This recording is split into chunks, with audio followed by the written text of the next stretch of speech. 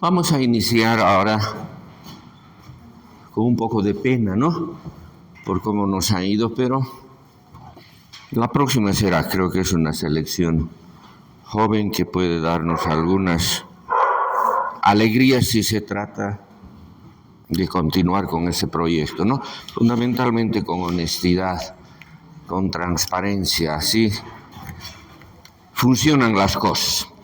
Vamos a hablar ahora de la regulación nerviosa de la circulación y de la regulación rápida de la presión arterial, ¿no? Para entrar en contexto, siempre hay que rememorar algo de lo que hemos visto y también de lo que vamos a ver posterior para que haya una concatenación de objetivos de aprendizaje, ¿no? Hemos partido diciendo que hay 3 principios básicos que rigen la función circulatoria. El primero, decíamos que cada tejido regula su flujo sanguíneo de acuerdo a sus necesidades. Y hemos dicho que esas necesidades, en la mayor parte de los casos, son necesidades metabólicas, o sea, de nutrición. Pero también en una buena parte de estos tejidos son necesidades funcionales. Hemos dado los 3 ejemplos, ¿no? Riñón, cerebro y piel. Luego dijimos que el segundo principio básico es que el gasto cardíaco no es nada más que la suma de todos los flujos sanguíneos a través de todos los órganos y tejidos del organismo. Y el tercer principio, decíamos, que la regulación de la presión arterial y del gasto cardíaco es independiente de estos dos, ¿no? Son independientes. ¿Por qué tenemos que estudiar presión arterial? ¿Por qué el médico general debe saber presión arterial? Porque las alteraciones de la presión arterial, podríamos decir, es pan de cada día. Se presenta en muchísimas situaciones agudas y muchas situaciones a largo plazo. Por eso que la regulación de la presión arterial podemos dividirla en regulación a corto plazo y en regulación a largo plazo.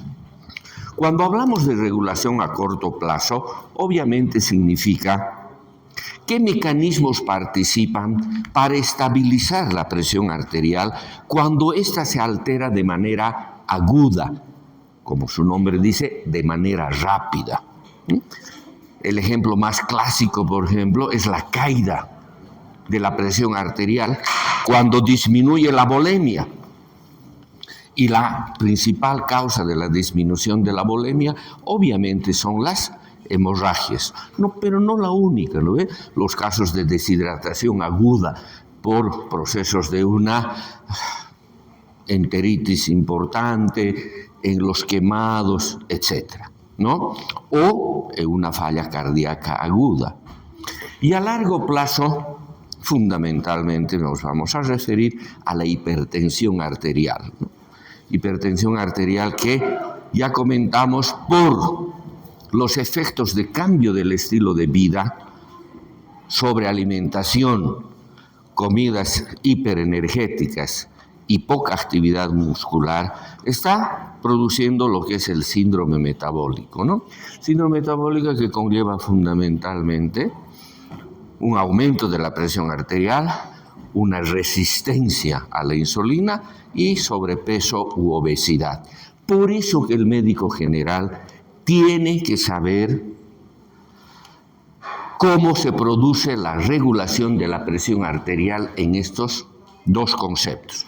Hoy nos vamos a abocar a la regulación a corto plazo.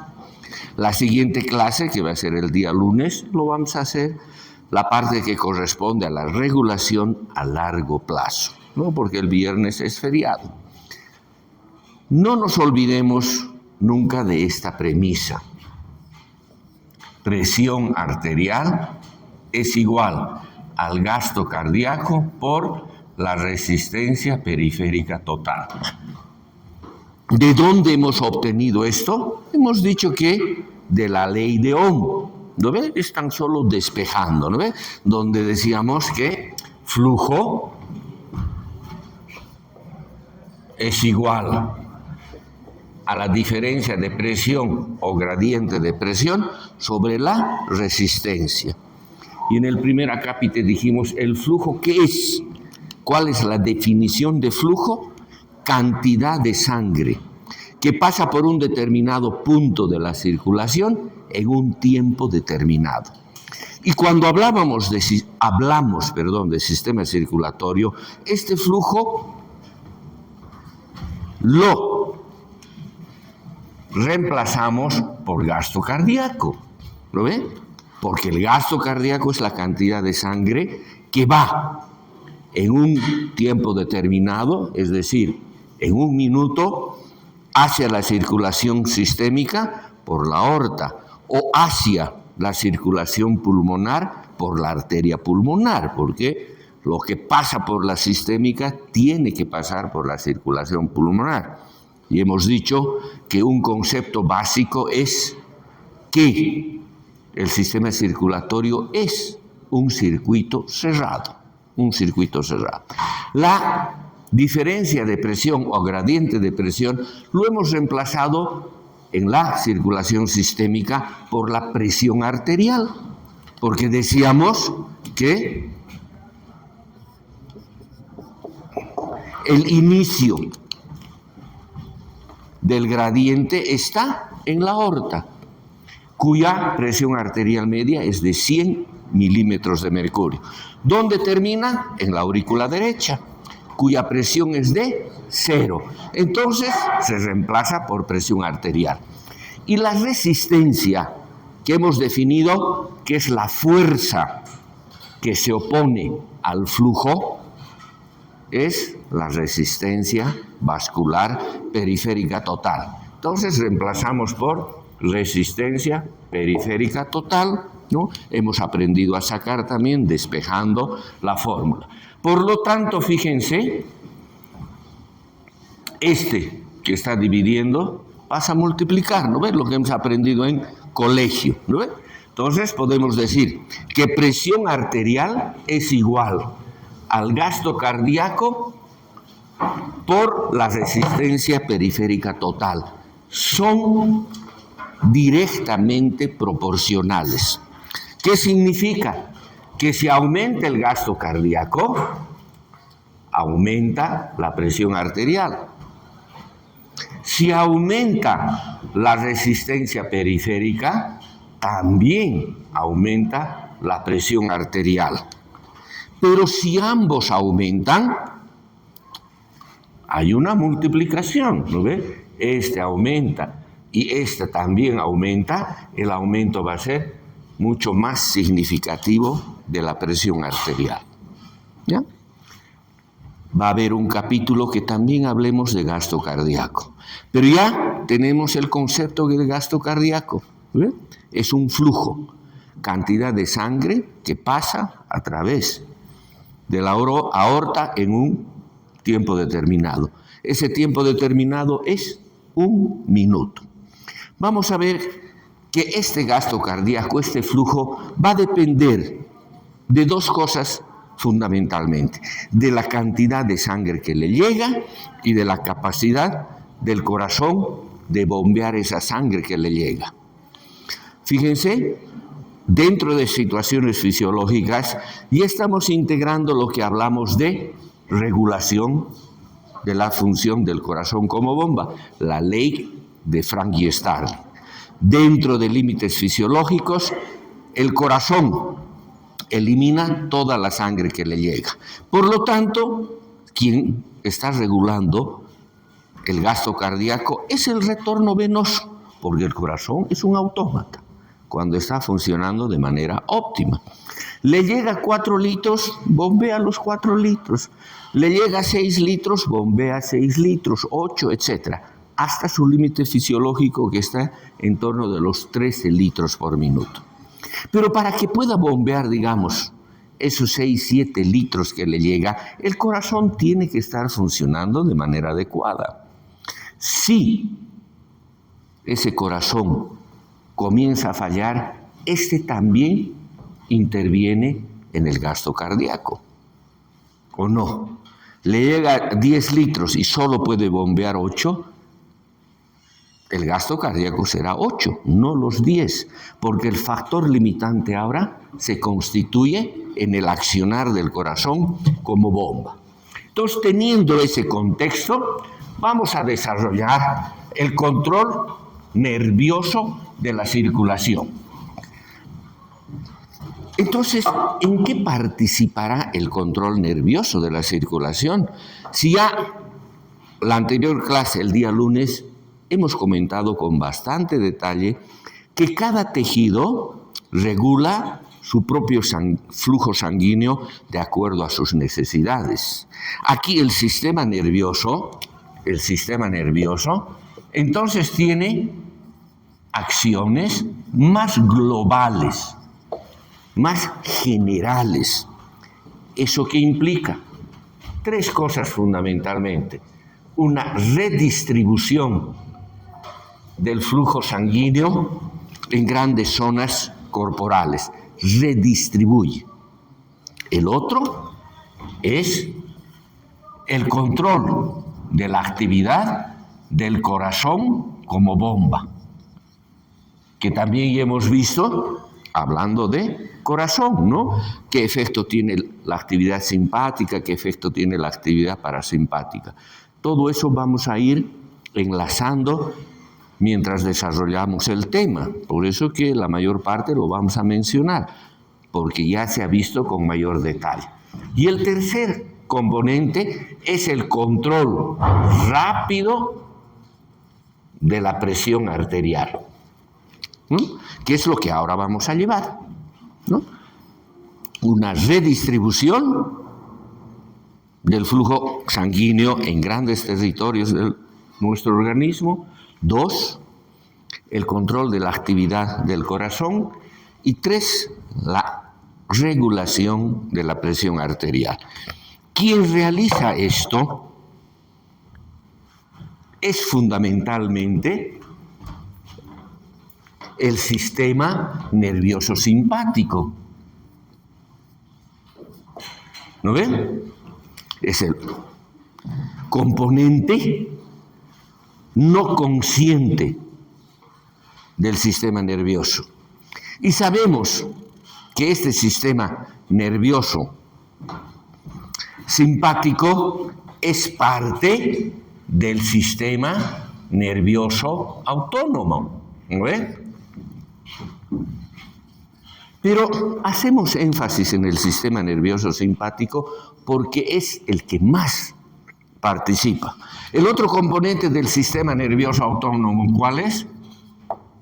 El sistema parasimpático, que no tiene un accionar relevante en el aparato cardiovascular. Es poco lo que tiene que hacer ahí. Es fundamentalmente su participación hacia el ¿qué? El corazón, correcto. Hacia el corazón. Sin embargo, el sistema nervioso simpático está ampliamente distribuido por todo nuestro aparato cardiovascular. Entonces, aquí juega un papel muy importante este sistema nervioso simpático. En otros componentes, por ejemplo, en el aparato gastrointestinal, quien tiene un factor absolutamente preponderante es el parasimpático. El simpático solo le ayuda un poco, ¿ya?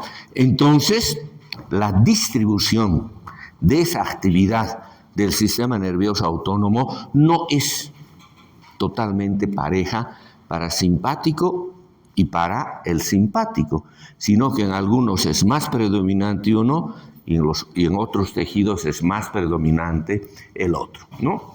Bien, recordando, porque también han visto en anatomía, el sistema nervioso simpático, pues se origina en la médula espinal, ¿no? En la médula espinal.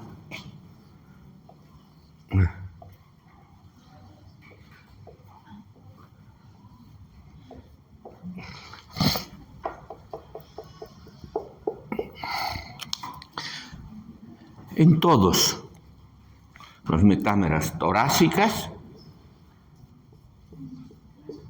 y en la primera y segunda lumbar, ¿no ven? De aquí pasa a la cadena simpática prevertebral y de aquí estos nervios simpáticos tienen dos direcciones, o van directamente a determinados órganos, este es el intestino, ¿ya? Como ser el corazón, las vísceras esplágnicas, etcétera, a través de nervios específicos. O va al resto de la periferia a través de los nervios espinales, ¿no? Las postganglionares se van a todos los vasos sanguíneos de nuestro organismo, a todo el territorio periférico de nuestro organismo, ¿no? El parasimpático tiene del bulbo, va a través del nervio vago. Esa es la única distribución hacia el corazón. Y hemos visto que su distribución a nivel del corazón solo está fundamentalmente en el sistema de excitación-conducción, nódulo sinoauricular, nódulo aurículo-ventricular y algo de ese sistema de conducción, ¿no? Vías internodales, aurículo-ventricular, fibras de Purkinje. Poca distribución a nivel del músculo, tanto auricular como ventricular. Por eso que en su máxima excitación solo disminuye la fuerza de contracción en un 30% a lo mucho. Pero sí tiene un efecto muy importante en la frecuencia cardíaca. Una estimulación muy potente puede parar al nodo sinusal. ¿Recuerdan? Puede parar al nodo sinusal. O puede parar la actividad del nódulo aurículo-ventricular. Tú no pasas información de aurícula a ventrículo. Y ahí viene lo que hemos visto, el escape ventricular, ¿no ve? Generalmente las fibras de Purkinje comienzan a descargar por sí mismas a una frecuencia de 15 a 40 latidos por minuto. O si es en el nódulo aurículo-ventricular, el que escapa, 40 a 60 latidos por minuto, ¿no? El sinoauricular ya sabemos que está entre 70 a 80 latidos por minuto, ¿no? Fíjense, estamos integrando conocimientos anteriores. Para eso es que vamos construyendo el conocimiento tema a tema, ¿no? Bien. ¿Cómo se produce esta inervación en el lecho vascular? Aquí tenemos una arteriola, aquí vamos a tener el capilar, más delgadito tenemos que hacerlo, con su extremo arterial, su extremo venoso, y que va a dar lugar a la vénula, siempre un poco más grandecita, ¿no ven? Más anchita. Entonces, este sistema simpático va fundamentalmente a las arteriolas, arterias pequeñas, grandes, y también a las vénulas, venas mayores, etc. Excepto a los capilares. Esa es la característica, ¿recuerdan? Hemos dicho los capilares carecen de inervación simpática. Posiblemente en algunas áreas hay alguna inervación hacia el esfínter del capilar, tal vez en el plexo mesentérico, ¿no? Y tal vez en algunas metaarteriolas. Pero la característica es que fundamentalmente está dirigida esa inervación a las arteriolas. ¿Y por qué es tan importante que vaya a las arteriolas? Porque hemos visto que las arteriolas son válvulas de control, ¿recuerda? Son las que permiten regular el flujo sanguíneo que va a recibir cada tejido. Y la cantidad depende de las características de ese lecho vascular. Teoría vasodilatadora y teoría de la demanda de oxígeno. ¿Recuerdan? La importancia en este caso radica que 2/3 partes de la resistencia periférica total se da en las arteriolas. Presión arterial es igual al gasto cardíaco por resistencia periférica total. Entonces, el influjo simpático que llega a las arteriolas es muy importante para modificar ese componente de la ecuación. Por eso que radica el que conozcamos cómo está distribuida esta inervación.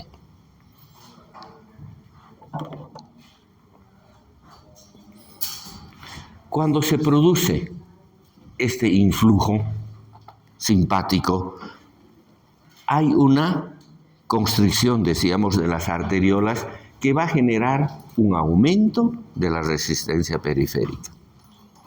Cuando hay el influjo simpático, también va al territorio venoso. Fundamentalmente va a los grandes vasos venosos y a los reservorios venosos. Por lo tanto, a nivel del sistema venoso, lo que hace es aumentar el retorno venoso. Y si aumenta el retorno venoso, aumenta el gasto cardíaco. ¿Lo ven? Si aumenta el gasto cardíaco, aumenta la presión arterial. Aumenta la resistencia periférica, aumenta la presión arterial. Y el tercer componente de la estimulación simpática es la actividad sobre el corazón. O sea que aumenta la frecuencia cardíaca y aumenta la fuerza de contracción. Eso también ya se ha visto en corazón. La frecuencia puede triplicarse, ¿no? Fácilmente, 200 y poco más. Y la fuerza de contracción, el doble. Y hemos dicho que si aumenta la actividad del corazón como bomba, también aumenta el gasto cardíaco. Por lo tanto, es imprescindible que siempre ustedes tengan presente que un aumento de la actividad del sistema nervioso simpático sobre la circulación tiene 3 efectos. 1, 2, 3. 1, 2, 3. El primero, vasoconstricción arteriolar para aumentar la resistencia periférica. La vasoconstricción venosa para aumentar el retorno venoso, aumentar el gasto cardíaco. Y el tercero es aumentar la actividad del corazón como bomba. Esto tienen que saber como rezo, porque en todo lo que compone alteraciones, modificaciones de la actividad cardiovascular, es esto lo que tienen que saber. Y hemos visto que un influjo parasimpático importante disminuye frecuencia de manera importante y disminuye contractibilidad del corazón de manera leve, hasta no más de un 30%.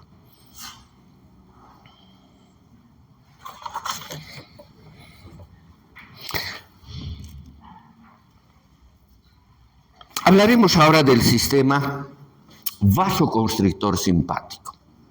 Vamos a ver que estas fibras del sistema nervioso autónomo llevan 2 tipos de fibras. Fibras vasoconstrictoras y fibras vasodilatadoras, pero solo al músculo esquelético. Entonces, aquí vamos a... Esto todavía me puede servir, ¿no ven? Vamos a ver que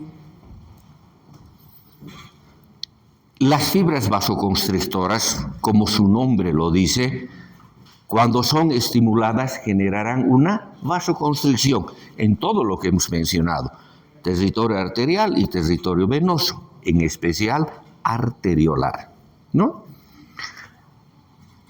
Las fibras vasodilatadoras van fundamentalmente al músculo esquelético. No se sabe todavía la magnitud de su intervención en el funcionamiento cardiovascular. Posiblemente solo tenga efecto en dos componentes, como vamos a ver después.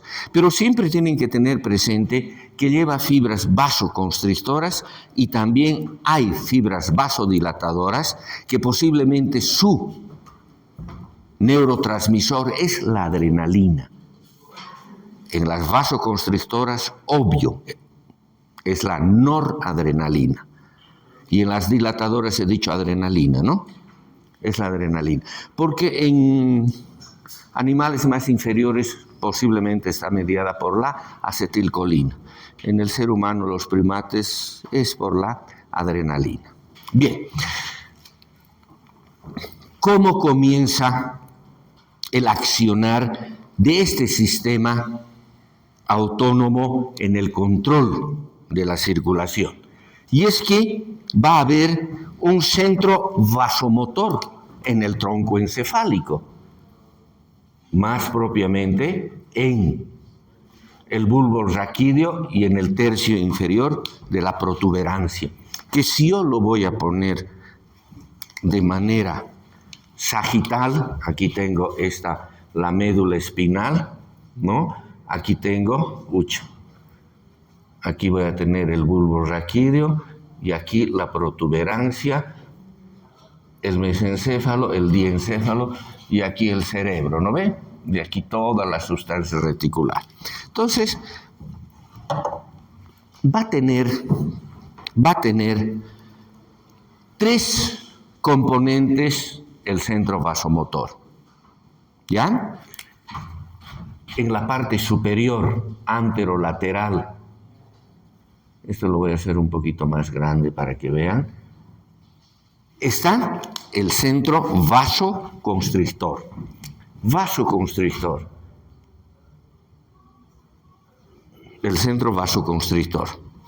Quiere decir que cuando se estimula, va a causar vasoconstricción. No hay dónde perderse. Por debajo, en la parte inferior del bulbo, está la zona vasodilatadora. La zona vasodilatadora. ¿Qué es lo que hace esta zona vasodilatadora? Esta zona vasodilatadora no tiene fibras nerviosas que salgan de él. La vasoconstrictora es esta. Todas estas se vienen por aquí y salen. Esto es la vasoconstrictora. La vasodilatadora no tiene esas fibras. Pero me dice, doctor, creo que no está coherente, porque ha dicho que hay fibras vasodilatadoras, pero no se originan en el centro vasomotor. Las fibras vasodilatadoras nacen en el hipotálamo anterior fundamentalmente. Ahí es donde nacen y después siguen este camino, pero no es en el centro vasomotor, es a nivel del hipotálamo anterior. Entonces, estas fibras, la voy a poner, vasodilatadores, mandan su influjo a la zona vasoconstrictora. Fíjense qué interesante.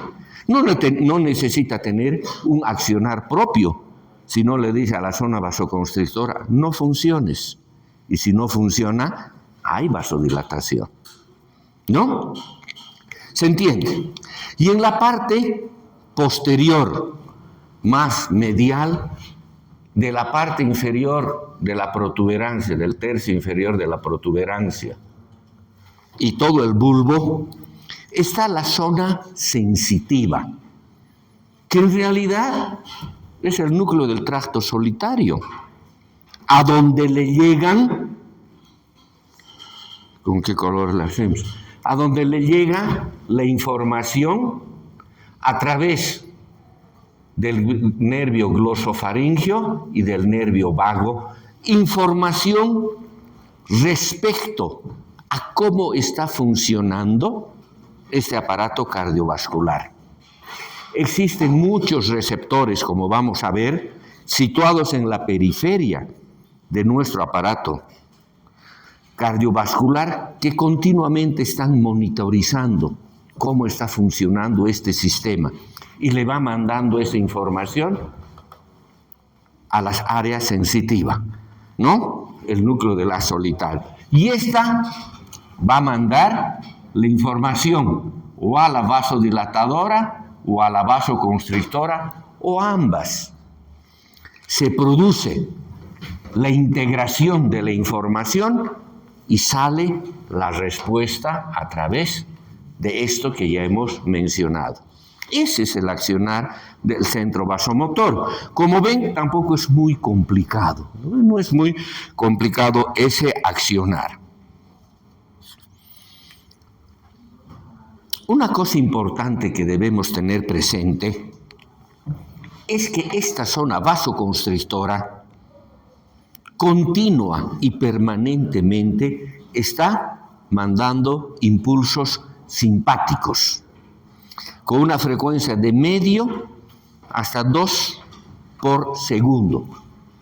Está mandando a todo este sistema. ¿Para qué creen que manda?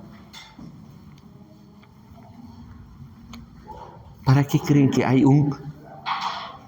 ¿Para qué mandaría la zona vasoconstrictora así, de manera continua, entre medio a,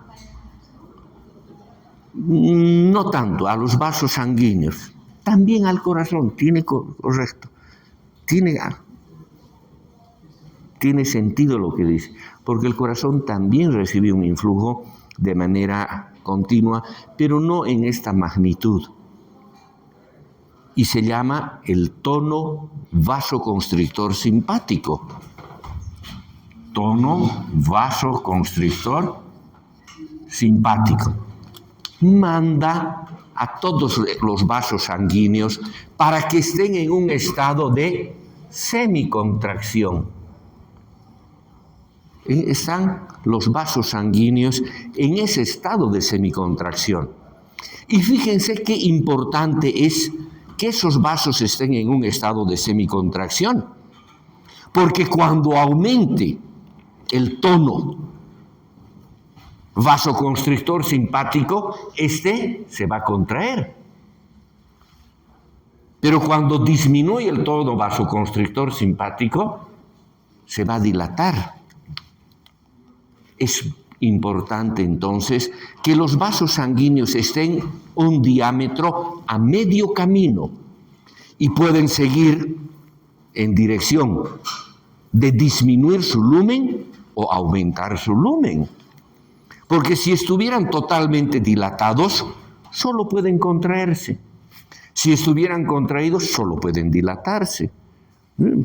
Qué genial el Creador, ¿no ves? Si creemos en un Ser Supremo que ha hecho que estén en un estado de semicontracción. El tono vasoconstrictor simpático. Y a este estado de semicontracción se lo llama el tono vasomotor. La importancia de este tono vasomotor lo podemos ver, obviamente, con un experimento, creo que es en perritos, ¿no? Donde, aquí vamos a poner el tiempo, ¿no? Minutos, y aquí la presión arterial, 100, 50, 150 milímetros de mercurio. Entonces, la presión arterial normalmente es de 100 milímetros de mercurio. Al perrito se le da anestesia espinal total. Dándole anestesia espinal total, bloqueamos toda esta transmisión. Por lo tanto, si bloqueamos la transmisión, ya no hay el tono vasoconstrictor simpático y los vasos sanguíneos se dilatan porque estábamos en ese estado de semicontracción y la presión arterial cae hasta 50 milímetros de mercurio. Fíjense, había sido importante. La mitad de la presión arterial está generado por ese tono vasoconstrictor simpático, ¿no? Y mientras esté anestesiado va a mantener esta presión. Y ahí dice, se le da una inyección de noradrenalina al perrito. Y obviamente, seguramente le han dado un poquito más de noradrenalina y puede elevarse a más de lo normal, dependiendo de la cantidad de noradrenalina que le den. Va a durar entre 1 a 3 minutos este pico de la presión arterial, porque ese es el tiempo que dura la noradrenalina, ¿no? Se metabolisma y nuevamente vuelve a su, tal vez con un poquito más bajo que lo normal por una hipercompensación, ¿no? Pero vuelve hasta que le pase el accionar de la anestesia. Entonces vemos que es muy importante la presencia y permanencia del tono vasoconstrictor simpático. Pero lo que decía su compañera, este centro vasomotor en la parte medial también tiene una zona cardioaceleradora, una zona que tiene que controlar el accionar del corazón, porque centro vasomotor incluye al corazón y a los vasos sanguíneos, porque generalmente sus respuestas son congruentes. ¿Qué significa ser congruente? Ser relativamente paralelas. Si hay vasoconstricción, hay un aumento de la actividad del corazón como bomba. Si hay vasodilatación, más bien disminuye. Y por lo tanto, lo que su compañera dice, de aquí, de este centro vasomotor, fíjense, están saliendo estas fibras, van de aquí, de la zona vasoconstrictora, ¿no? Por aquí han venido. Y fíjense, va al corazón. Y en este corazón, este influjo, y hemos visto, aumenta la frecuencia cardíaca, aumenta la fuerza de contracción y también aumenta la excitabilidad y conducción del corazón. Hay congruencia. Si hay congruencia en esa actividad aceleradora, tiene que haber el componente de desaceleración, y es este, el vago, que también está a este nivel, ¿no? En el núcleo dorsal. Cerca del núcleo dorsal del vago estaría el grupo neuronal que tiene que ver con la actividad del parasimpático sobre el corazón. Y hemos visto que este parasimpático lo que hace es disminuir la frecuencia cardíaca de manera muy importante y disminuir la fuerza de contracción no de manera tan importante, no más del 30%. Este entonces es el mecanismo del sistema autónomo para el control de la circulación.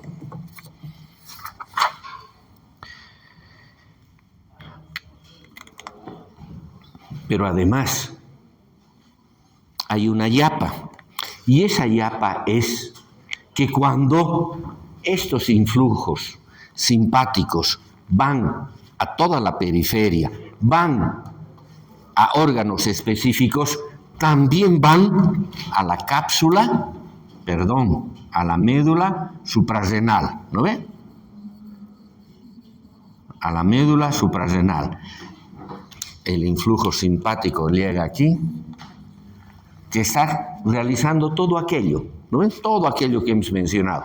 Pero la yapa es que va aquí y esta médula suprarrenal aumenta la liberación de noradrenalina y adrenalina.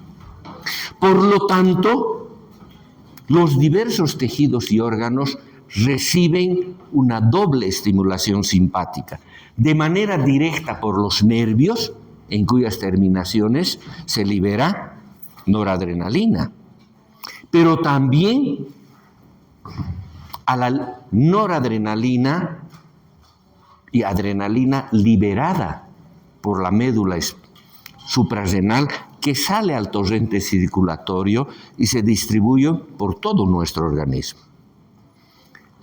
La adrenalina es muy importante. ¿Por qué?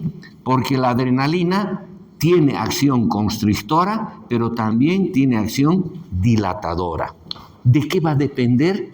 Va a depender del receptor que exista en un determinado tejido. En la mayor parte de los tejidos existen los receptores alfa-adrenérgicos, que cuando son estimulados se genera la vasoconstricción. Pero otros tienen receptores beta-adrenérgicos, por ejemplo, en el corazón. En el corazón predominan los receptores beta-adrenérgicos. Por lo tanto, cuando hay una estimulación simpática, más bien la circulación coronaria sufre un proceso de vasodilatación, porque la adrenalina activa los receptores beta-adrenérgicos. Bien, todo lo que nos hemos referido es el sistema vasoconstrictor. Pero les decía también, hay fibras vasodilatadoras que experimentalmente han cortado las fibras vasodilatadoras y no ven que haya una alteración significativa en el funcionamiento del aparato cardiovascular.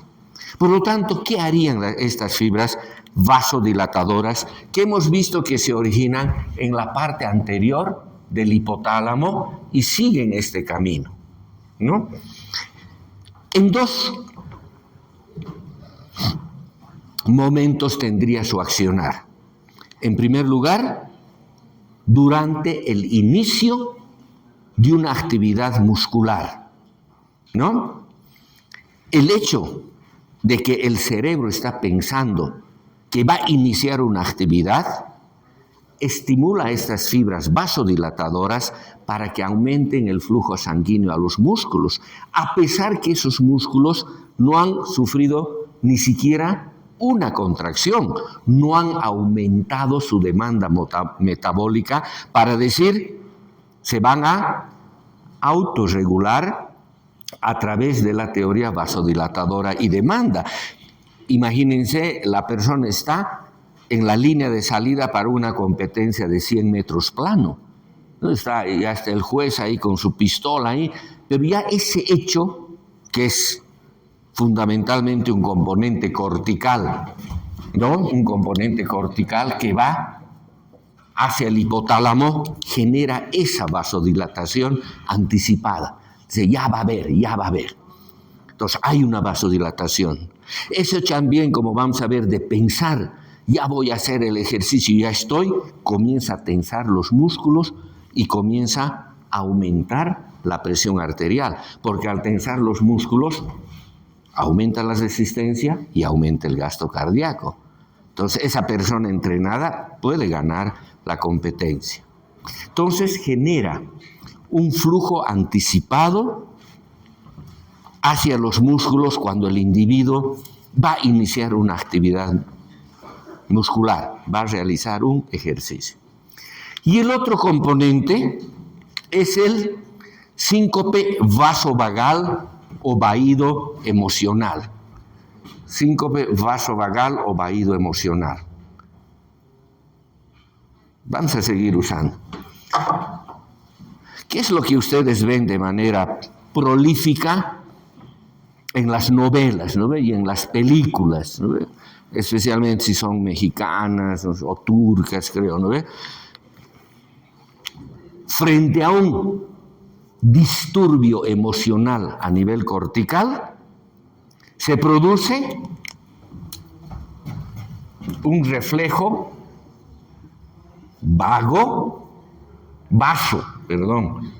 vasovagal. O sea, tiene dos componentes, vaso de vaso sanguíneo y vagal del décimo par, no hay dónde perderse, ¿no? Porque vamos a ver algo que me olvidaba comentarles hablando del centro vasomotor, es que este centro vasomotor recibe el influjo de muchas áreas del tronco encefálico, ¿no? Del mesencéfalo, del diencéfalo, del telencéfalo, del hipotálamo, del área anterior temporal, de la circunvolución orbitaria frontal, de la corteza motora, del hipocampo, de la amígdala. Todo llega ahí a través del hipotálamo, que sabemos que es la central de acopio de información de nuestro cerebro, ¿no ve? Por lo tanto, ese disturbio emocional que se produce un poco con más frecuencia, creo, en las mujeres, ¿no ve? En los hombres también, pero un poco más frecuente en las mujeres. Cuando ese disturbio emocional, ¿no? Generalmente se enteran de que el amor de su vida, pues, tiene alguna otra persona en su vida, etcétera, ¿no? Y le comunican y se produce ese vaído emocional o síncope vasovagal. Vaso a través de la estimulación de las fibras vasodilatadoras. Si se produce una vasodilatación, aquí está. Se pierde el tono vasomotor y aquí está el ejemplo. De estar aquí, cae la presión por el componente vascular. Y vagal, porque también hemos visto que el centro vasomotor, a través del vago, va a influir en la funcionalidad cardíaca. Disminuye la frecuencia y disminuye la fuerza de contracción. Fíjense, por el componente vasodilatador disminuye la resistencia periférica. Por el componente del corazón disminuye el gasto cardíaco. Entonces disminuye la presión arterial y la persona se desmaya. Vaído emocional o síncope vasovagal, ¿no? Obviamente a la persona no traten de levantarla, no está bien. Lo que tienen que hacer es que permanezca echada, porque esa es una defensa que tiene nuestro organismo, porque al estar en posición horizontal no hay pues el efecto hidrostático y va a aumentar el flujo sanguíneo al cerebro de lo que estaba parada. Por eso se desmaya. Ayúdenle levantándole los pies, ya han visto, ¿eh? Uno levanta los pies y por presión hidrostática toda la sangre venosa, en especial de las extremidades inferiores, va a regresar al corazón y como es un autómata, va a aumentar el gasto cardíaco, aumenta la presión arterial y la persona vuelve nuevamente, ¿no? Vuelve en sí, se recupera de su desmayo, ¿no? Y dice, mentira, no es verdad, no es cierto, ¿no? A no ser que sea cochabambino, ¿no? Dice que los cochabambinos, cuando nos desmayamos, no volvemos en sí, volvemos en no. Todo es no para nosotros, no. Para que despierten, porque creo que se están aburriendo un poco, ¿o no? ¿Se están aburriendo o no? Bien, ahora vamos a ver lo que nos estábamos preparando. La función del sistema nervioso en el control rápido de la presión arterial. Cuando hay un influjo nervioso, y hemos visto, como rezo tienen que decirlo, aumenta la vasoconstricción arteriolar y aumenta la resistencia periférica. Aumenta el influjo hacia las venas y aumenta el retorno venoso, aumenta la presión arterial. Y va hacia el corazón, que aumenta la actividad del corazón como bomba y aumenta el gasto cardíaco. Resistencia periférica total, ¿no? Ese es el accionar, no hay otro accionar. La característica de la regulación nerviosa es su rapidez. Por eso los sistemas de control de todo nuestro organismo generalmente van parejos con el sistema hormonal. El sistema nervioso es rápido, potente, pero tal vez no tan preciso. ¿Quién le ayuda? El sistema hormonal, el sistema endocrino, que actúa a más largo plazo y tiene la característica de ser un poco más fino en cuanto a su regulación, ¿no? Por eso que cuando hay una alteración de la presión arterial, por ejemplo, una caída de la presión arterial, en el lapso de 5 a 10 segundos, este sistema de control nervioso ya recupera la presión normal y la persona pues va a recuperar de su vaído emocional en 10 segundos máximo, ¿no? Obviamente que va a ser un drama en toda la familia, ¿no veis? Y quien sufre generalmente es el padre de la heroína de la novela, ¿no ve? O cuando sube demasiada la presión arterial, demora un poquito más, tal vez 15 a 40 segundos, en volver a estabilizar la presión arterial, pero siempre usando esos tres componentes: resistencia arteriolar, constricción venosa y corazón. No hay dónde perder, siempre va a haber eso. ¿Cuáles serán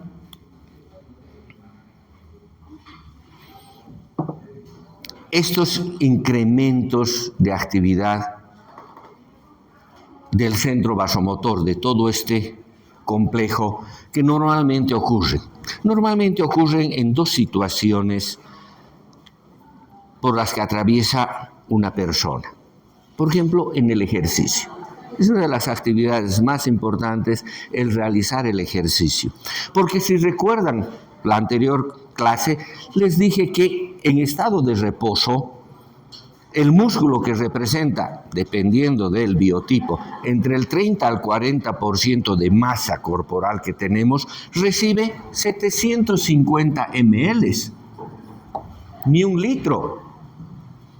Pero en un estado de actividad intenso, esto puede aumentar hasta 16 litros por minuto, ¿no?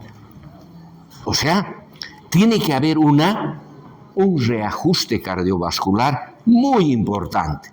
¿Cómo vamos a llegar a esto? Repitiendo nuestro rezo: vasoconstricción arteriolar en los territorios no musculares, venoso para que vuelva ese litro que tenemos, y corazón, ¿no? Aquí hay un componente que me olvidé comentar, lo que les he dicho: vasoconstricción en todos los territorios, en este caso no musculares, ¿no? Porque el músculo va a tener su actividad, pero por más que hubiera una estimulación nerviosa, siempre hemos dicho gana la regulación metabólica, la demanda del tejido. Estas fibras vasoconstrictoras, esto sí es importante, no tienen una distribución homogénea por todo nuestro organismo. Las fibras vasoconstrictoras no tienen una distribución, y esto es muy importante que sepamos. Podemos decir que está en 3 tipos de territorios distribuidos. Primero, donde hay muchísima fibra vasoconstrictora. Muchísima fibra vasoconstrictora. ¿Cuáles crees que son estos tejidos? ¿Cuáles creen? El riñón, la piel, el vaso y el tubo digestivo. Estas 4 zonas tienen muchísima cantidad de fibras vasoconstrictoras. Poco en el músculo y nada en el corazón y cerebro. Yo siempre recuerdo esto de cuando uno era joven, deshojaba margaritas, ¿no ve? En el colegio. ¿Recuerdan o no? ¿Han deshojado? ¿Para qué deshojaba margaritas? ¿Ah? Me quiere poco, mucho, nada. Me quiere poco, mucho, nada. Recuerden eso. Mucho en los 4 territorios. Porque esos territorios son los que van a prestar la sangre en el ejercicio o en una reacción que llamamos la reacción de alarma, ¿no? Tiene que haber poco en el músculo porque va a ser ejercicio, o en la reacción de alarma le va a servir para huir o para luchar, pero nada en el cerebro ni en el corazón. Imagínense en una carrera que esté yendo uno de nuestros deportistas estrellas de la selección, ¿no? Corre. Si hay una disminución del flujo sanguíneo cerebral, no mete gol, pues, no va a meter, porque deja de funcionar de manera adecuada. O al corazón no va a haber el bombeo y se va a cansar. Entonces es absolutamente congruente para el ejercicio y para lo que les decía, la reacción de alarma. En la reacción de alarma se produce una descarga simpática muy grande que prepara al animal para la pelea o para la huida. Lo mismo que en el ser humano, ¿no? Hay cosas que a veces es increíble que haya hecho esta persona en una situación de tal estrés emocional, ¿no? Hay mamás que levantan un auto y sacan a su hijo de ahí abajo, porque la presión por esta reacción de alarma fácilmente puede duplicarse 200 y más milímetros de mercurio. Y se va a producir por todo este complejo de tres cosas que hemos dicho y que ya hemos repetido hasta el cansancio. Bien, vamos a ver ahora cuáles son estos mecanismos reflejos. En primer lugar, vamos a tener el sistema vasoreceptor o presoreceptor. Entonces esto ya lo vamos a borrar y ha cumplido su función.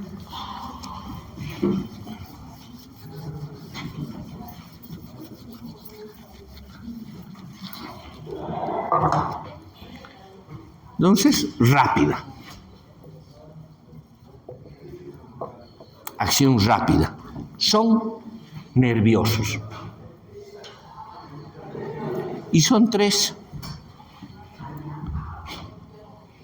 Los vasoreceptores, los quimiorreceptores y las respuestas isquémicas del sistema nervioso central. La siguiente clase vamos a ver que en el control a largo plazo inclusive tome en cuenta de acción intermedia y aquí largo plazo. Le YAPA, ¿no? Porque en reacción intermedia tenemos el mecanismo vasoconstrictor renina-angiotensina, el desplazamiento del líquido capilar y el mecanismo de estrés-relajación. Y a largo plazo es uno solo, es el mecanismo renal líquido corporal. Solo para que entren en contexto, porque lo voy a desglosar el día lunes esto.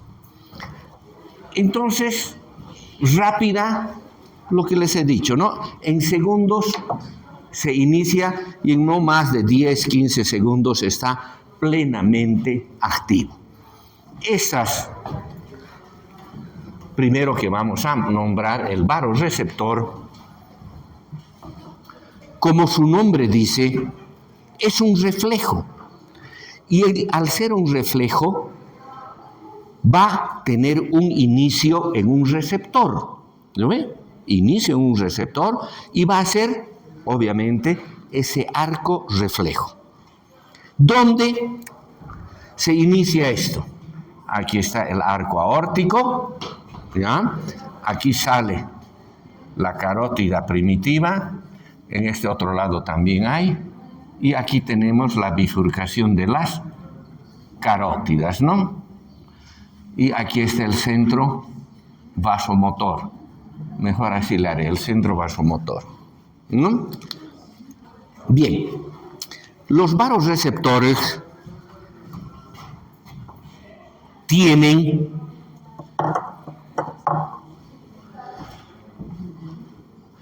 terminaciones en tipo spray, ¿sí?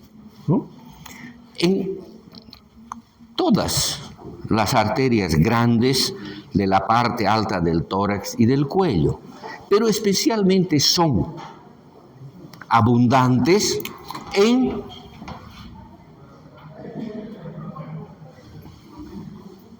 el inicio de la carótida interna, ¿no? Cerca de su bifurcación, pero también en el arco aórtico, ¿ya? En el arco aórtico hay estos vasoreceptores y presoreceptores. Estos tienen que mandar su información al centro vasomotor, porque están reconociendo el estado de la circulación, cómo está funcionando la circulación. Para eso existen, para eso están estos centinelas. El de los senos carotídeos, a estos se los llaman los senos carotídeos, van a mandar al centro vasomotor su información a través del nervio de Hering. Y luego, lo voy a poner un poco más aquí, para que me dé espacio, el centro vasomotor, el nervio de Hering, aquí lo voy a poner un poco más grande, el centro vasomotor, que va a dar, se va a empalmar con él, glosofaringio. ¿A dónde va a llegar? A la zona sensitiva, porque hemos dicho, esa es la que recibe la información, el núcleo del tracto solitario. ¿Recuerdan? He puesto en verde. Aquí vamos a poner la vasoconstrictora en rojo y la vasodilatadora en azul. ¿Ya?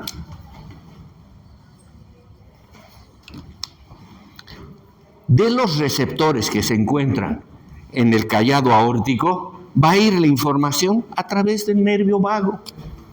¿Y dónde va a ir? Al mismo lugar, pues. Al mismo lugar. Al área sensitiva, o sea, al núcleo del tracto solitario. Ahí se integra la información y viene la respuesta por lo que ya hemos visto anteriormente, ¿no ve? A través del parasimpático, vago, o a través de los nervios simpáticos, específicos a las vísceras o espinales a todo el corazón. Para eso hemos explicado, creo que de manera detenida, ese camino que hace. Por lo tanto, si por ejemplo hay un aumento de la presión arterial, estos presos receptores o varoreceptores disminuyen su ritmo de descarga. Va por el vago y va por el glosofaringio aquí. Se integra y dice, wow, está elevada la presión arterial. ¿Qué debo hacer para bajar la presión?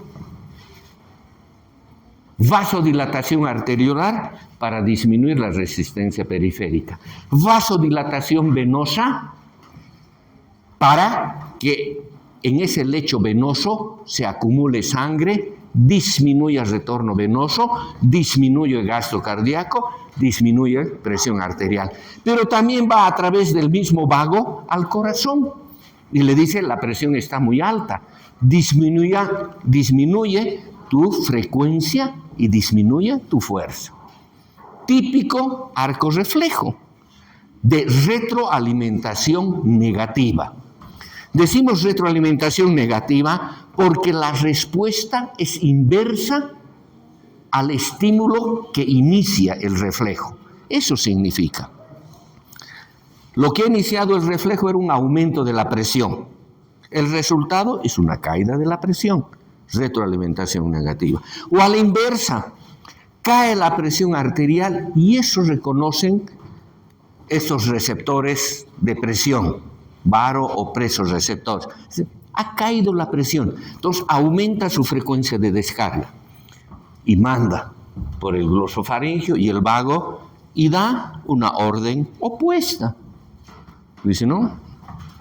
Ha caído la presión arterial, tiene que haber vasoconstricción arteriolar que va a aumentar la resistencia. Va a haber vasoconstricción venosa que va a aumentar el retorno venoso y gasto cardíaco. Y va a haber una estimulación simpática al corazón y también le dirá al vago, cálmate, ¿no ve? Porque son sincrónicos. Y todo esto hace que en el lapso de pocos segundos aumente la presión arterial. ¿Ya?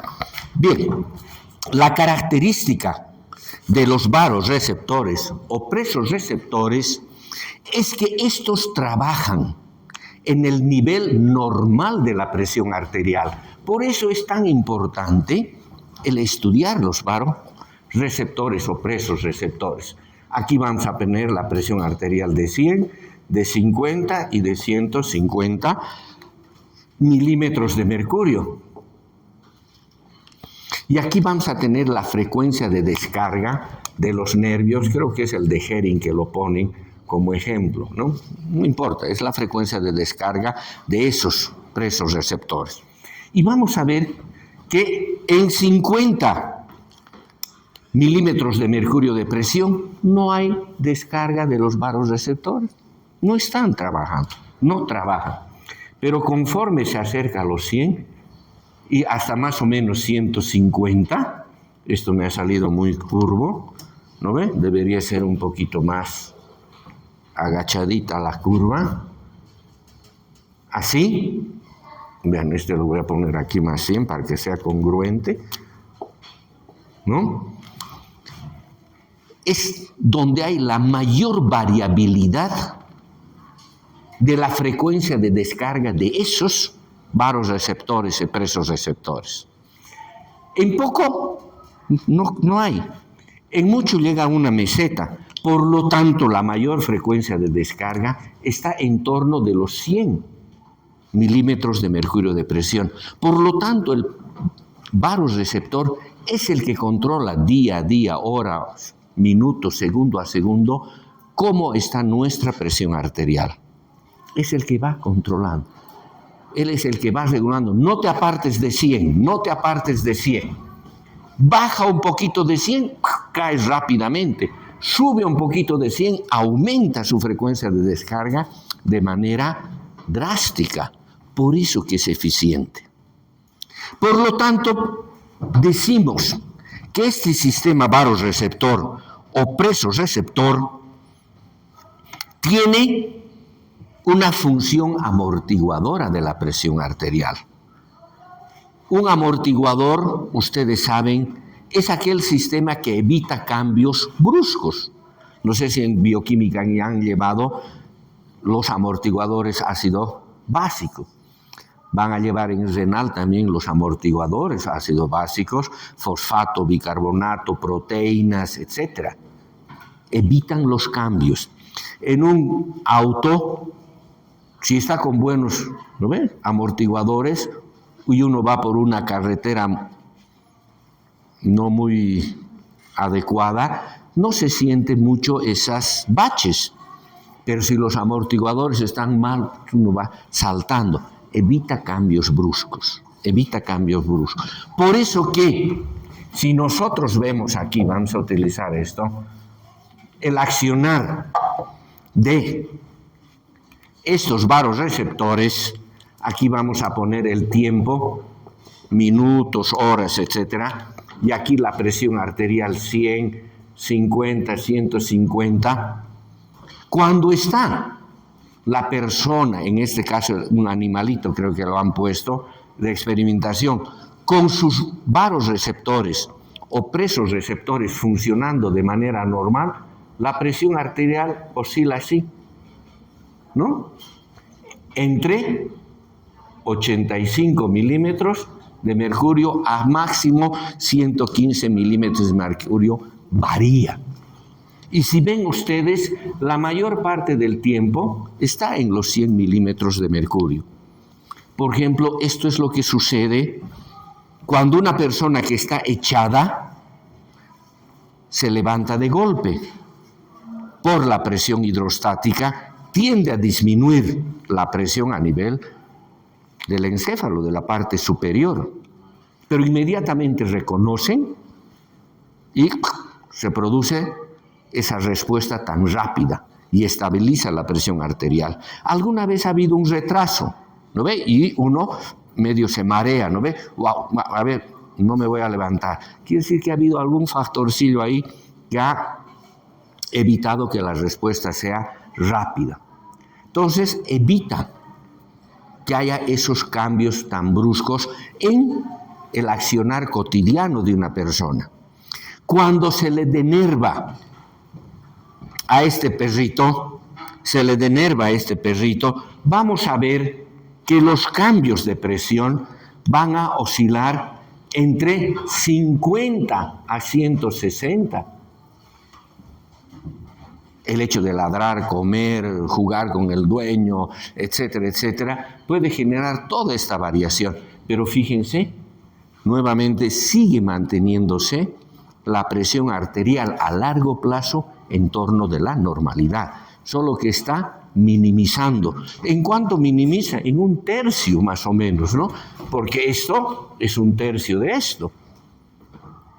Minimiza en 1/3 el cambio que podría haber, ¿no?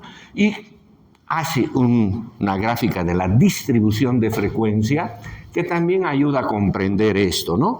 Aquí está la presión arterial, y aquí está el tiempo.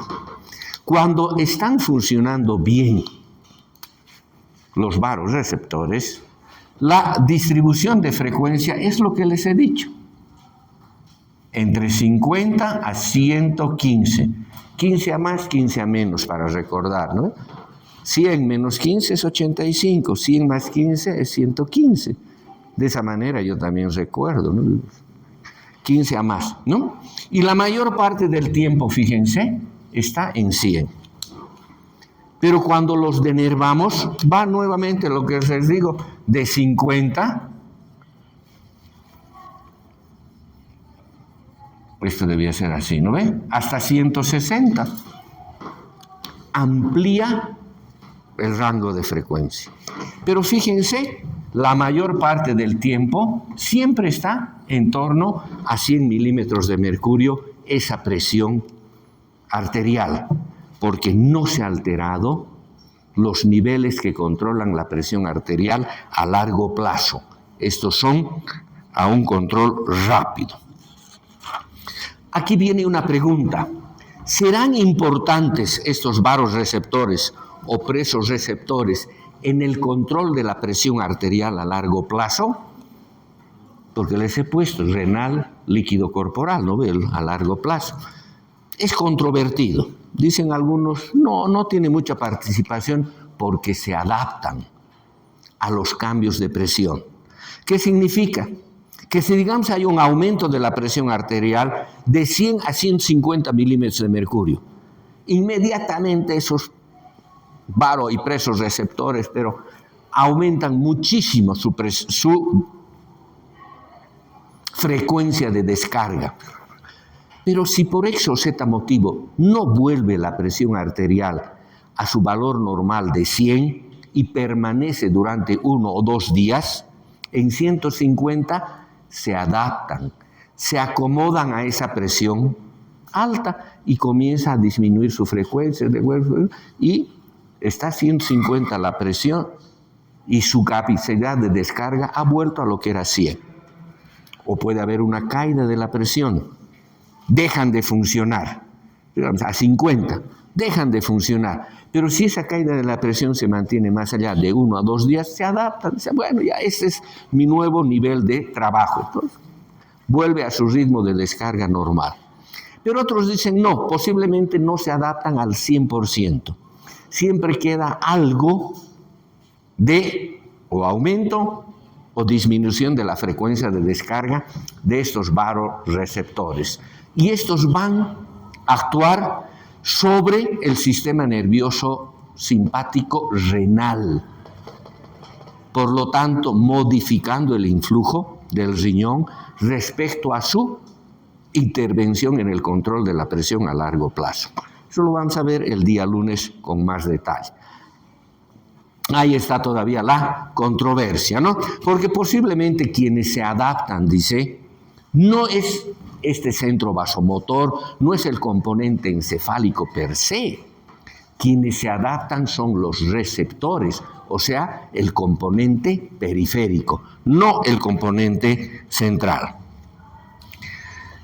Vamos a hablar ahora de los quimioreceptores.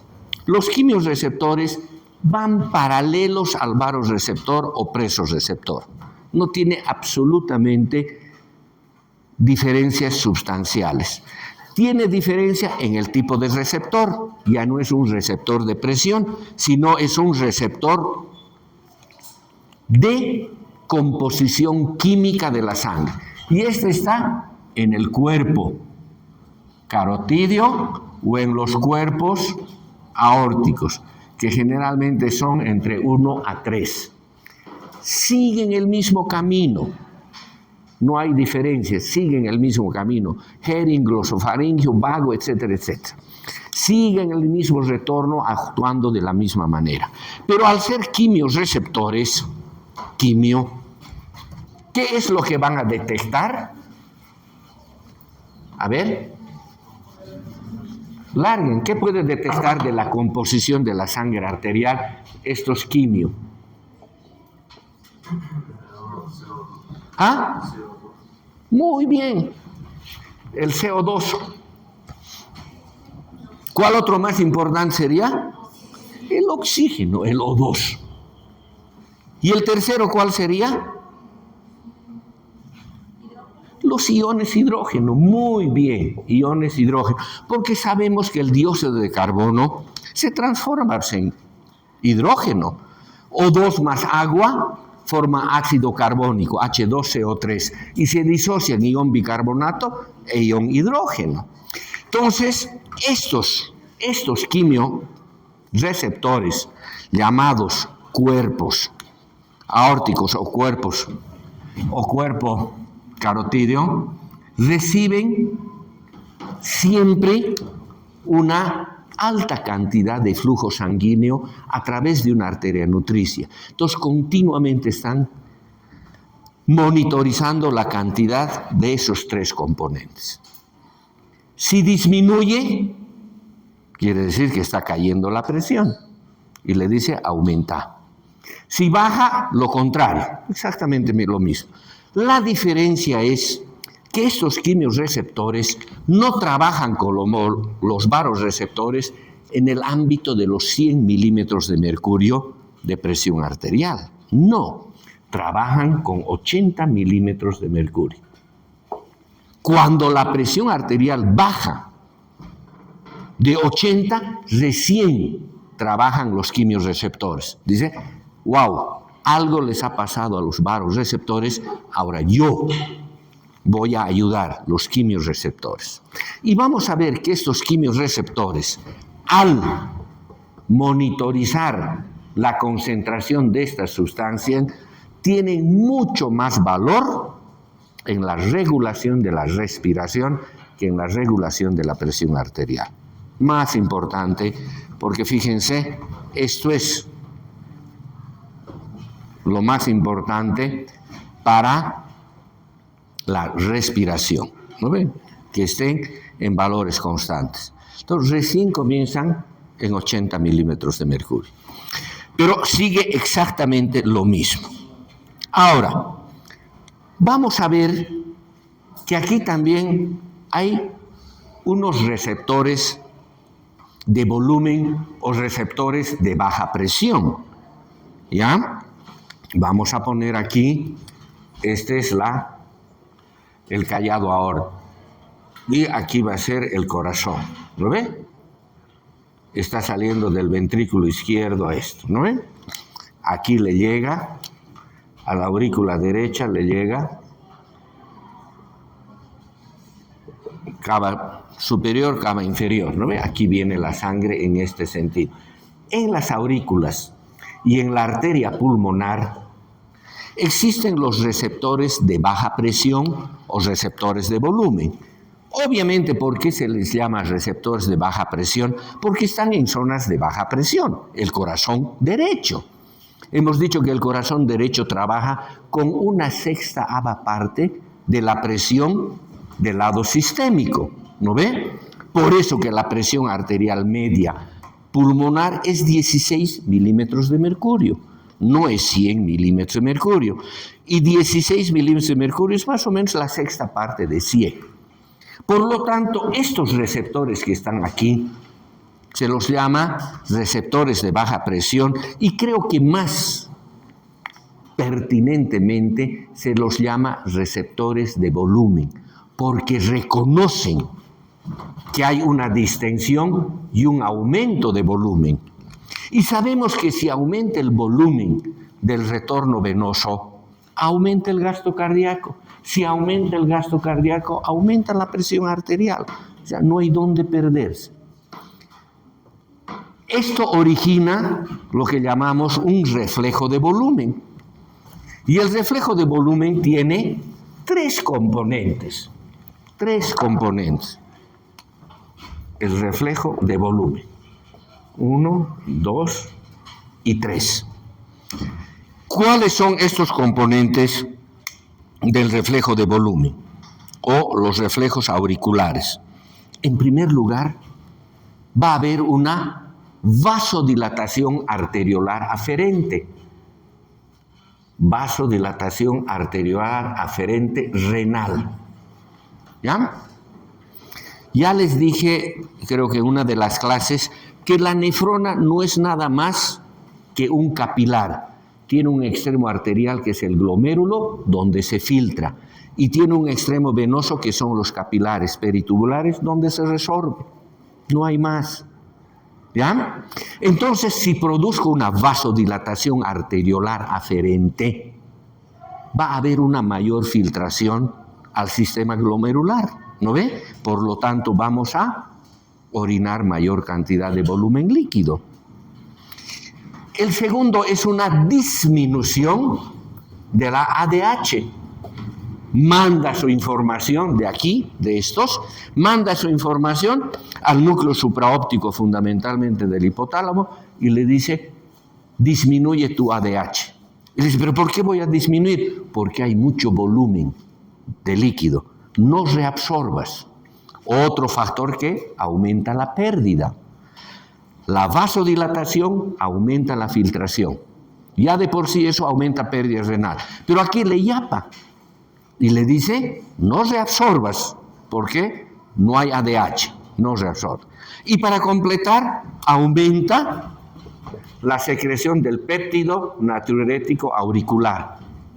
Estas aurículas secretan un componente hormonal que se llama péptido natriurético auricular. Quiere decir, riñón, no resorbas agua ni sal, natriurético.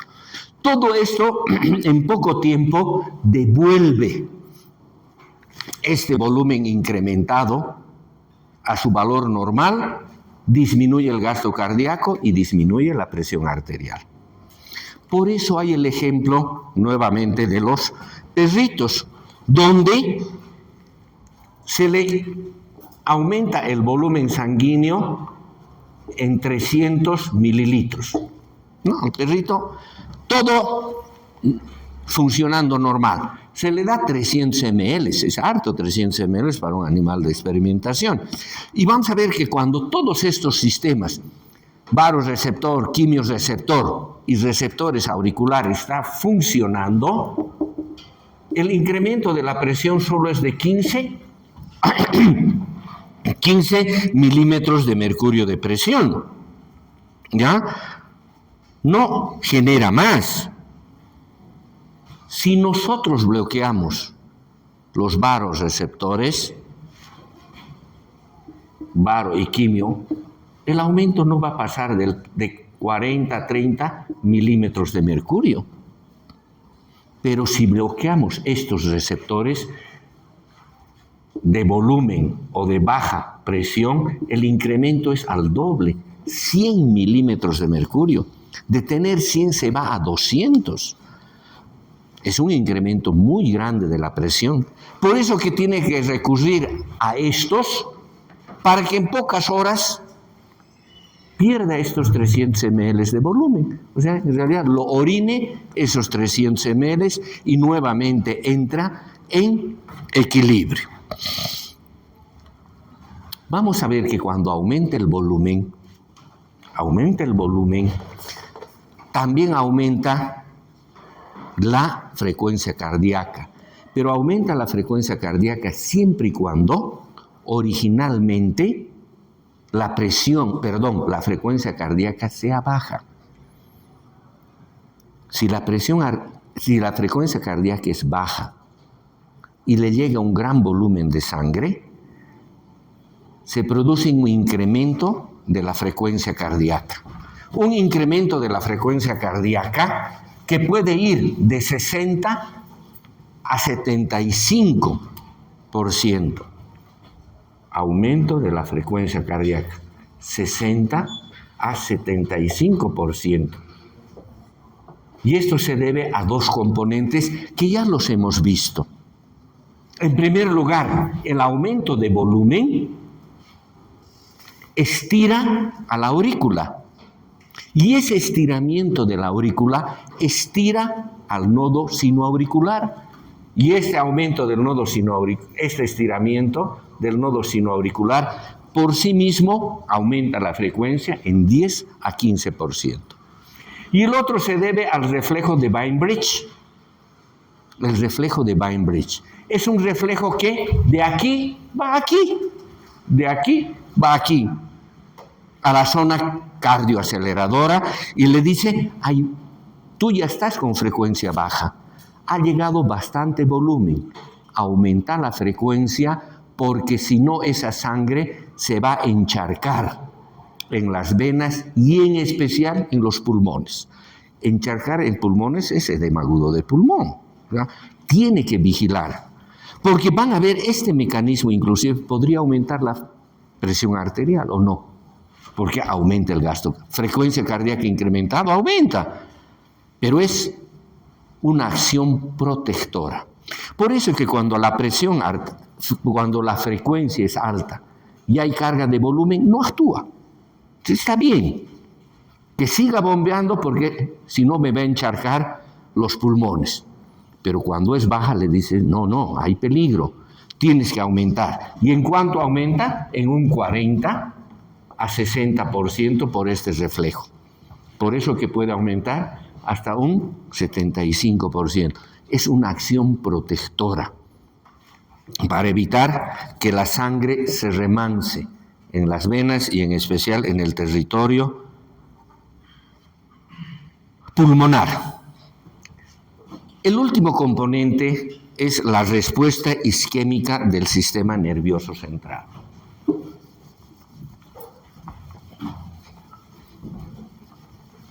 La respuesta isquémica del sistema nervioso central. ¿Qué significa esto? Si ustedes ven, los diferentes receptores que hemos comentado hasta ahora, baro, quimio y de baja presión, están en la periferia, ¿no ve? Aquí están. Son los que reconocen el estado de la circulación en el entorno periférico. Pero cuando el encéfalo, en especial este centro vasomotor, disminuye su flujo sanguíneo a niveles que genera déficit nutricional. El déficit nutricional es igual a isquemia. Decimos, un tejido está isquémico cuando el flujo que recibe no es suficiente para cubrir sus necesidades metabólicas. No hay más. Esa es la definición. Siempre les he dicho y les voy a repetir las veces que pueda, tienen que definir bien los términos. Isquemia es déficit nutricional para un tejido. No es disminución de flujo necesariamente, porque puede haber un tejido activo. Por ejemplo, su actividad ha aumentado en 10 veces, pero su flujo sanguíneo solo ha aumentado en 2 o en 3 veces. Ese flujo alto no le da nutrimentos. El tejido es isquémico. ¿Ya? Ese es el concepto.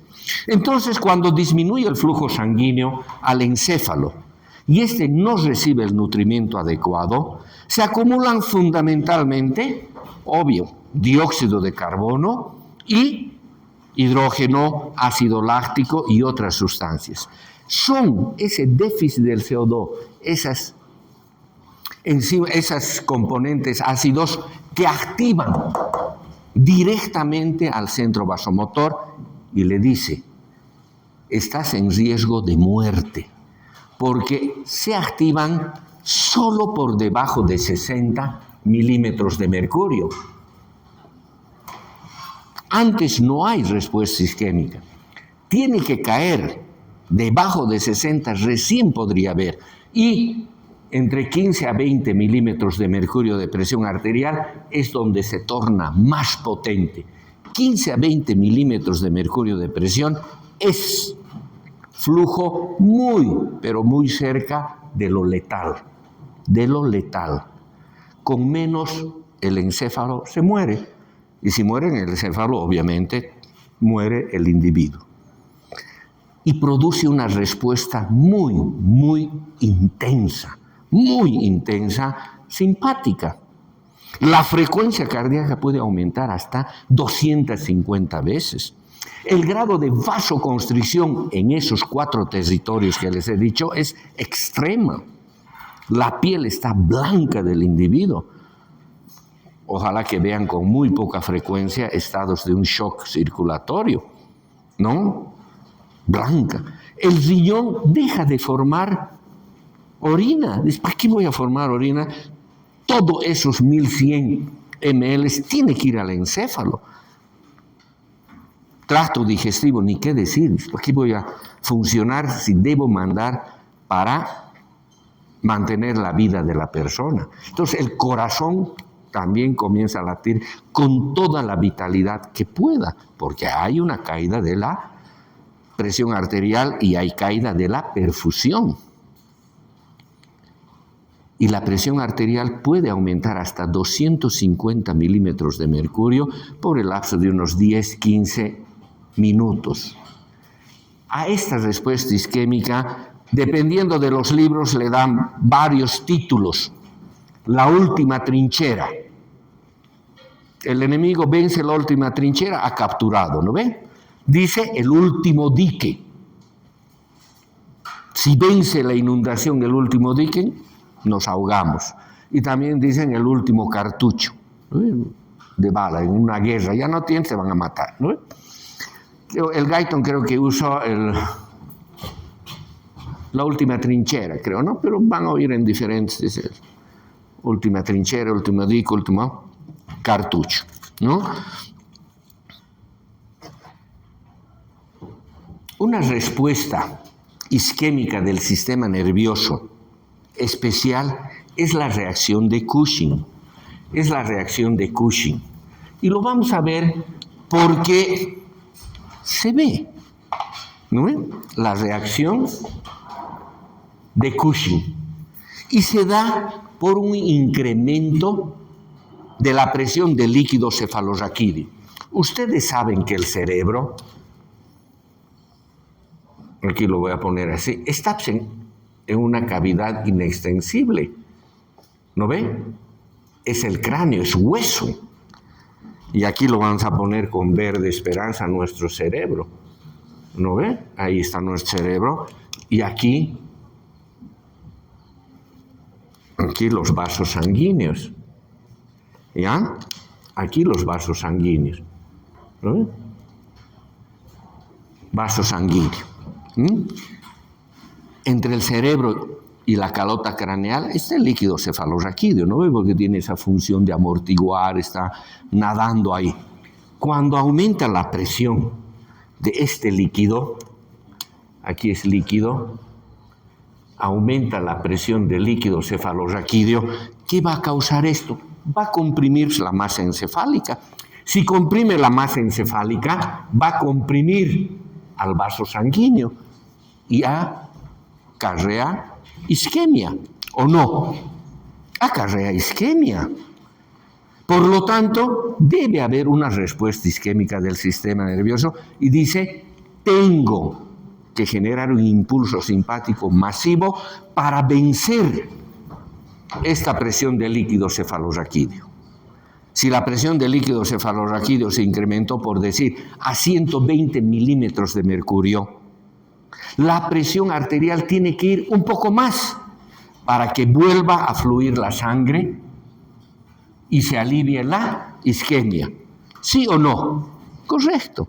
Por lo tanto, si depende esta respuesta isquémica de un aumento de la presión del líquido cefalorraquídeo, no le pueden bajar la presión al individuo, pues lo van a matar, ¿o no? Tendrán que bajar la presión, al llamarlo al neurocirujano, al neurólogo, etc. Se tiene que bajar la presión del líquido cefalorraquídeo, porque el incremento de la presión arterial está asegurando que el encéfalo, con esa presión elevada, reciba un flujo adecuado de sangre. Muy por encima las características especiales del sistema nervioso, ¿no? Los músculos esqueléticos y nervios esqueléticos participan muy poco en esto, y con esto acaba. Y es importante en el reflejo de compresión abdominal. Cuando hay una descarga simpática masiva, no solo va por todo el territorio del sistema nervioso autónomo que hemos visto, especialmente simpático y parasimpático. Algo va a los músculos esqueléticos a través de los nervios espinales. ¿Para qué? Para que haya una contracción muscular, especialmente de los rectos anteriores del abdomen, que comprimen toda la circulación esplácnica y aumentan el retorno venoso, aumenta el gasto cardíaco. Dice, antes parecía que no tenía una gran importancia, pero ahora se ve que sí, porque las personas que pierden, ¿no?, esos parapléjicos, que pierden el control muscular, sufren episodios de hipotensión más marcados y más frecuentes. Y el otro accionar de este sistema esquelético es en el ejercicio, obviamente, ¿no?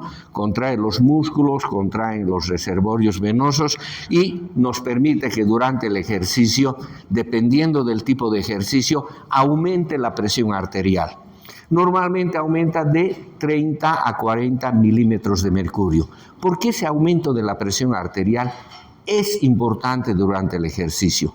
Ayuda a que aumente ese flujo sanguíneo, llegue a lo que hemos dicho, 16, 18, 20 litros en atletas muy entrenados. Si no hubiera un incremento de la presión arterial, no podría haber ese incremento tan importante del flujo sanguíneo, ¿ya? Entonces, ahí radica la importancia del sistema esquelético. Ejercicio y reflejo abdominal. Ondas respiratorias, vamos a ver que con cada respiración sube y baja, y también puede haber ondas dependientes de la oscilación de los sistemas de control. Oscila el vasoreceptor, el quimioreceptor, la respuesta isquémica va a oscilar, ¿no? Bien, nos hemos escapado algo. ¿Alguna pregunta? ¿No? ¿Nada? Bien. Continuamos el día lunes. Tengan un buen fin de semana, disfruten con la familia, dense un poco de tiempo para leer.